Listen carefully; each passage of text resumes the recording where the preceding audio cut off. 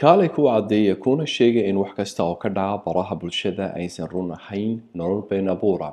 Ninkan dhalinyarada ayaad aragtaan waxaa lagu magacaabaa Lewis Philip oo ah model u dhashay Brazil. Tani waa xaaskiisa Titian oo ku shaqaysa qaranimo kuna wacan shaqadeeda. Waxaana ahaayeen laba qof oo caan ah oo kumanaan taageerayaal ah ku leh baraha bulshada.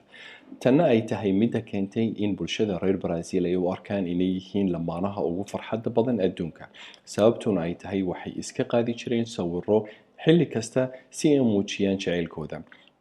Laakiin si lama filaan ah waxaa soo muuqday muuqaal Titian oo ka soo dhacday dabaqa afraad ee gurigeeda oo isla markiiba geeriyootay. Lewis ayaa kadib sheegay inay isdishay, balse baaritaano kadib ay sameeyeen booliska kadib waxay ogaadeen in maalin kasta uu garaaci jiray. Kadib marka uu garaaco wuxuu ku khasbi jiray inay iska duubto muuqaal si ay ugu sheegto taageerayaasheeda inay tahay xaaska ugu farxad